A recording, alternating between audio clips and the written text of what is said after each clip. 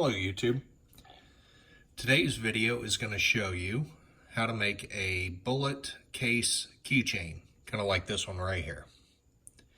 This one is a 9mm with a couple of different colors and a split ring. You can use this as a keychain or, I don't know, zipper pull or something, whatever you think. But we'll show you how to make it today. Set that aside.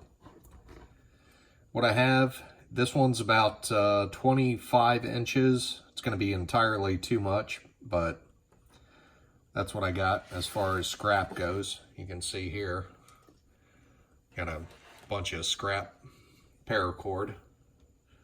Wanted to figure out something to do with it. Makes it easy. Got another video posted about how to make this cord wrangler thing. You can see that on the channel. Pretty easy.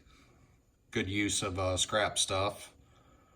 You maybe got like, I don't know, 25 cents, 45 cents into it by the time you figure the cost of the cord stopper and whatever excess paracord you got.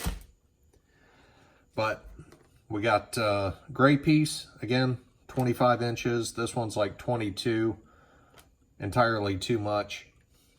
But we also have a 40 cal shell casing, no primer on this one. You can pick these up, a bag full of them at, I don't know, Gander, Dick's, or wherever they sell reloading supplies. Also have a 9mm casing from the gun range. Primer's in there. It's cleared. And this one I've tumbled in a tumbler from Harbor Freight with some stainless rods. I guess you might be able to see that in there. There's still one stuck in there. Yep, still stuck. But anyway, 9mm, 380, 40 cal, those work pretty good based on this knot. They fit pretty good. You'll need scissors, a split ring, key ring, get those on Amazon, a lighter. You can use Elmer's glue or a glue gun like I have here. Glue gun works a little bit better, I think, because it's quicker setting.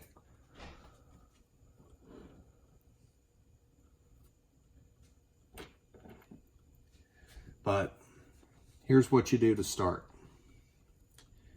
We're going to call these gray and green. I think this is actually OD green, but for the sake of this video, we're going to call it green. Take your split ring, found the middle, loop that up to the middle, and take your green or whatever other color you're going to use, and we're just going to split those in half, kind of like that. So the next thing is, you'll see we have kind of 90 degrees here. We got up and down and front and back. So the gray on the top, we're going to go behind the lower gray and to the front. And we're going to take the front green and go behind the gray.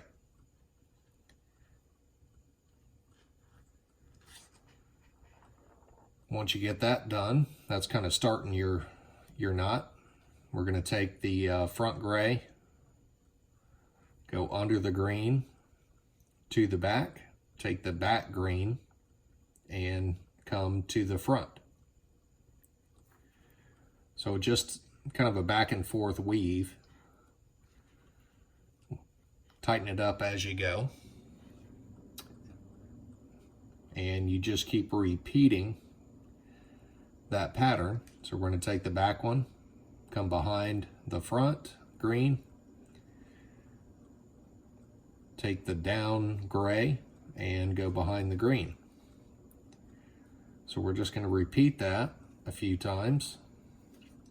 Kind of keep it tight as you go. And you can do this 3, 4, 5.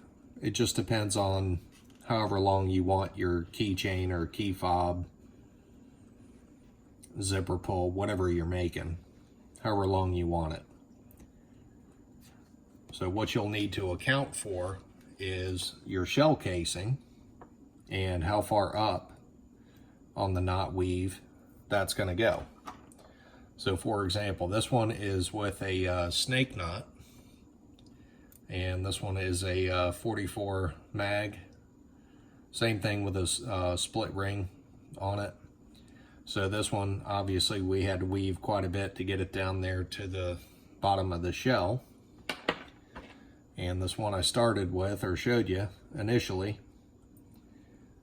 what is that, probably, I don't know, 7 or 8 passes, or twists, or knots, whatever. And again, this one's on a 9mm cleared casing. So we'll just do that, just kind of work it tight as you go.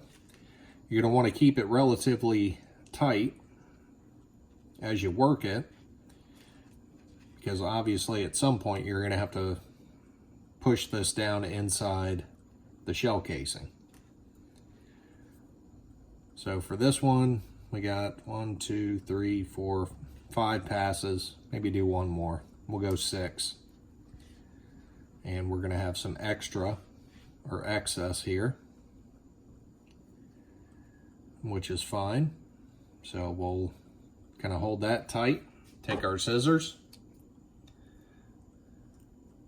and cut that. Move the scraps aside, put those in your scrap pile. And for this, we'll just use our lighter and kind of melt the ends a little bit, make them a little bit easier. Careful you don't burn your fingers or whatever you're using. If you grab those without wetting your fingers, you'll probably get a burn. But kind of got that relatively tight. So this will go into the 40 pretty good. We'll see if we can squeeze it into the 9, which we can. And as far as holding all this together, you can use Elmer's glue. That's going to take a little bit longer to set. Most everybody has those if you're on a budget, which is fine. But I got a glue gun for other projects, so we're going to take some glue.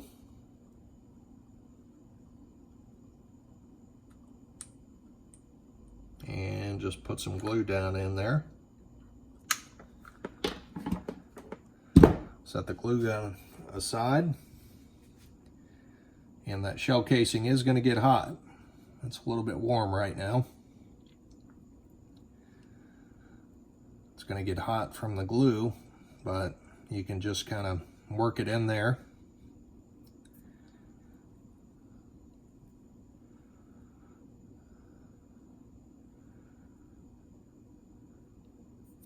Get a little extra glue there, a little strand or something.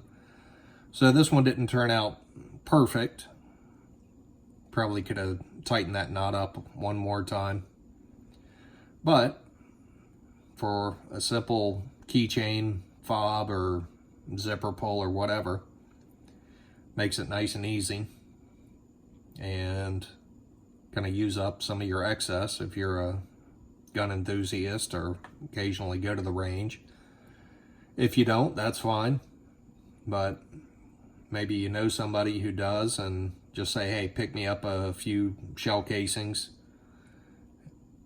bring them home, and clean them out. You could probably just soak them in like Dawn and water, maybe just to clean them up a little bit. This one's been run through the tumbler, like I showed you before. And this one is just a 40 cal shell casing for reloading. Get a bag of those. I don't remember how much they cost, but what you got to be careful for if you're using the glue or the glue gun, you don't have a primer casing in this one. Got a hole there, obviously, for the primer. So whatever you put in here is going to come out the bottom. Now, if you want to get really fancy, like on this one, similar knot, snake knot, yeah, I think a snake knot, and the same kind of weave pattern on this one, this necklace. You can go to the hobby store and get you one of those crystals, Swarovski, however you pronounce it. Get those crystals, and this one on this 44, it's been cleared of the primer and dropped a little glue down there and put in one of these crystals. So not sure if it'll pick up on the video, but anyway, you can see there's a little sparkle in there. So you could recess it, don't have to worry about it getting knocked off or falling off. Or you could just take, I don't know, maybe Elmer's glue and just put a little dab right there, put the crystal, whatever color you like, on the primer, and then it just stick out a little bit. I don't have one of those to show you, but a couple of different examples. This one is a necklace. You got a quick release here, some spare paracord, did the same knot, and this one is a 45 spent casing, hot glued, and you got you a necklace if you want. So a couple of different options. Pretty cool, pretty easy. Use up your excess paracord. And if you want to know how to make this cord wrangler or whatever, something to easily store your excess paracord, all those extra pieces that you got from making stuff, got one of those videos posted as well. But appreciate you watching. Give it a thumbs up, and feel free to leave any comments down below. Thanks for watching.